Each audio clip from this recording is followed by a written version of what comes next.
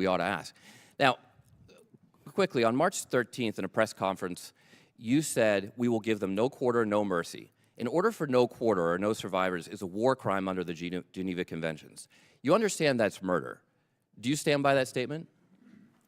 The Department of War fights to win, and we ensure that our warfighters have the rules of engagement necessary to be as effective as humanly possible. Okay, so just to be clear, you called Democratic members of Congress to be tried for sedition for reminding our troops to follow the law.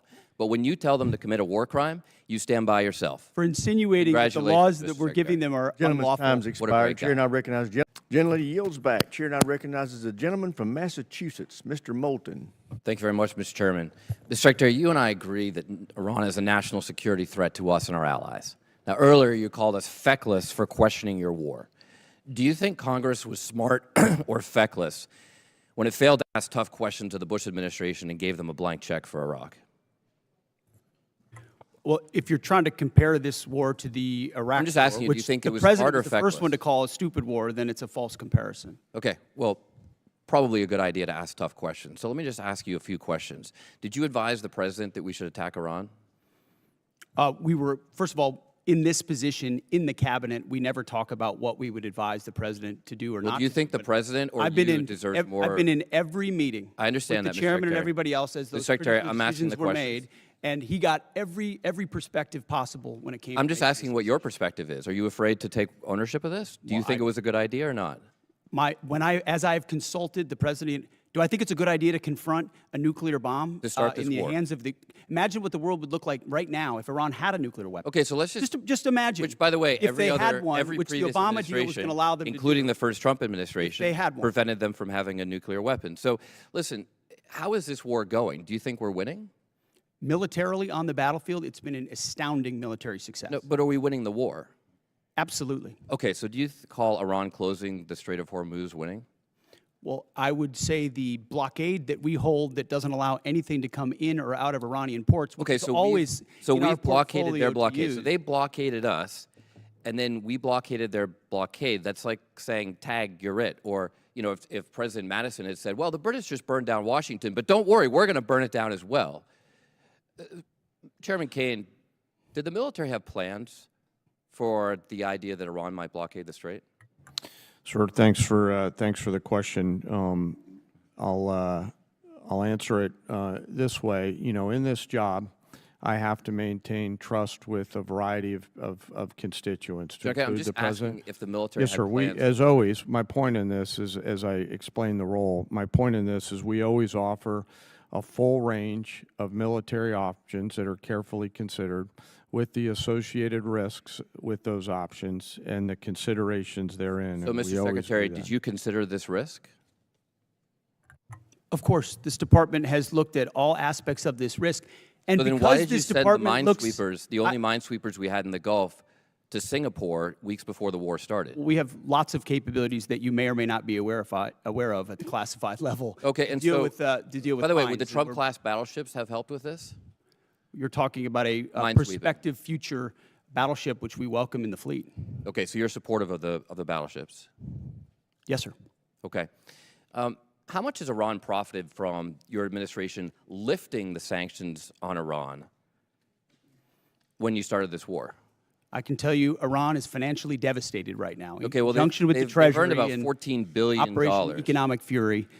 They're at a point where between the blockade and what we've done to them militarily, remember, they don't have a Navy. They can't contest the blockade. Okay. Between what we've done to them militarily and financially, they're at a place where they have very few options. How many Chinese missiles can they buy for $14 billion? Does that sound like winning?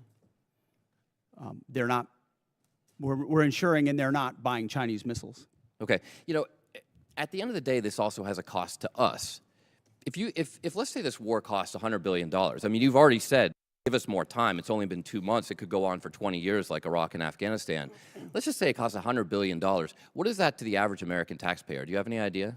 Well, unlike foolish previous administrations, it won't go on. No, I'm just asking for years and decades. But let's just say sitting it's $100 billion. It's hard to imagine how you know that? Allowed those things to happen. You were a part of that war. You know the answer to that? So was I. I never. I'm just asking if you know what your war costs the average American taxpayer. What is the cost of Iran having a nuclear weapon that they wield? I'm just asking if you know the cost of the average American taxpayer. I'm asking you what the cost would be of that. So for the American taxpayers out there, my constituents, some of the constituents you wanted to represent in Minnesota. I'm just wondering if they have an extra $600 lying around to pay for your war. I think that's just a question that we ought to ask. Now, quickly, on March 13th in a press conference, you said, we will give them no quarter, no mercy. In order for no quarter or no survivors is a war crime under the Geneva Conventions. You understand that's murder. Do you stand by that statement? The Department of War fights to win, and we ensure that our warfighters have the rules of engagement necessary to be as effective as humanly possible. Okay, so just to be clear, you called Democratic members of Congress to be tried for sedition for reminding our troops to follow the law. But when you tell them to commit a war crime, you stand by yourself. For insinuating that the laws that we're giving them are unlawful. Time's expired. Chair now recognizes the gentleman from Tennessee. All right, everybody, lean in close, and let's get straight into the absolute blast radius of this House Armed Services Committee hearing. What you are looking at here is not just some dry, standard procedural update on procurement budgets or military housing. This is an unsanitized, high-voltage structural breakdown occurring right now in May of 2026 over an active, raging military conflict between the United States and Iran.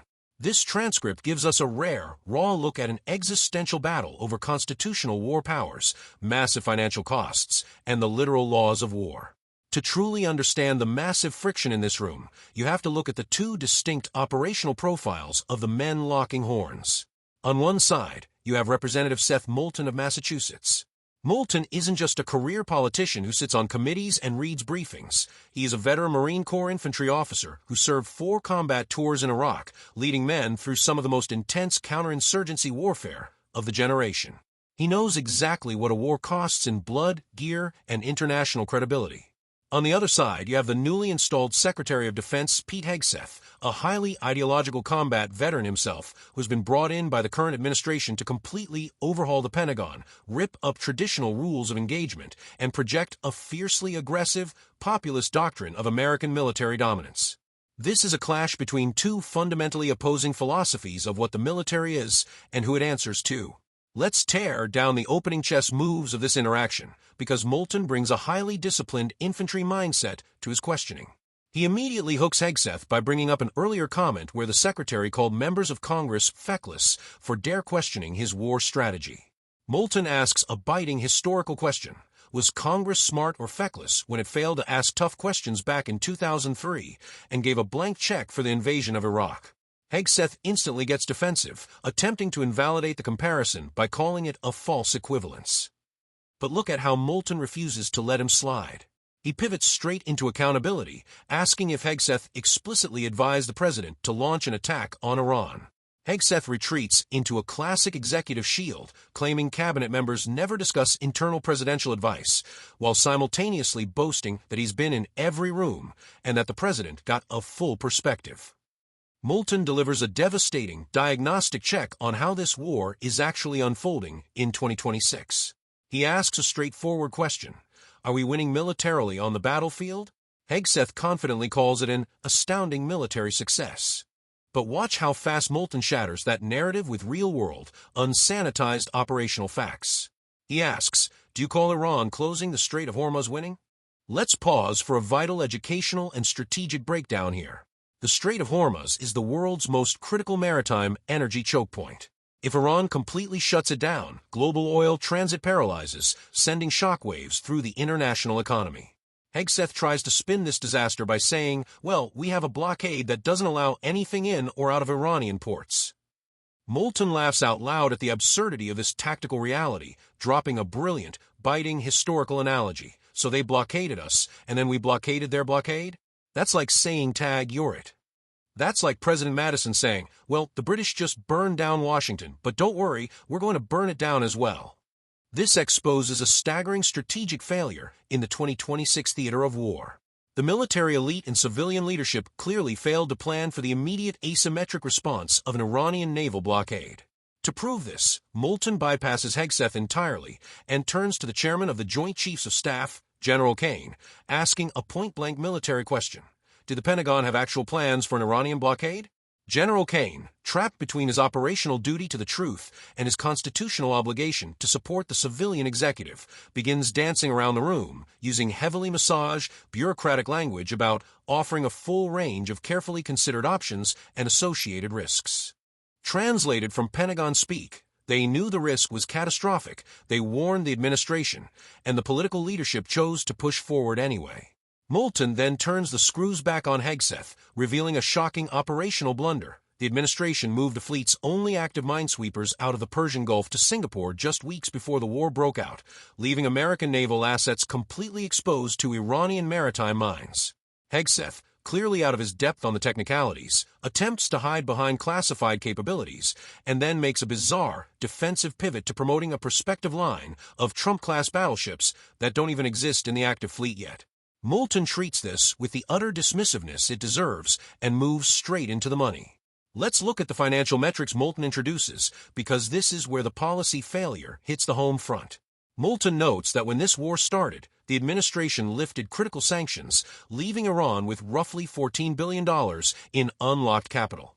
He asks Hegseth a devastating, practical question: how many Chinese anti-ship missiles can Iran buy with $14 billion? Does that sound like winning? Hegseth flatly denies they are buying missiles, claiming Iran is financially devastated. But Moulton shifts the lens to the American taxpayer. If this war reaches $100 billion over an extended timeline, what does it cost the average citizen?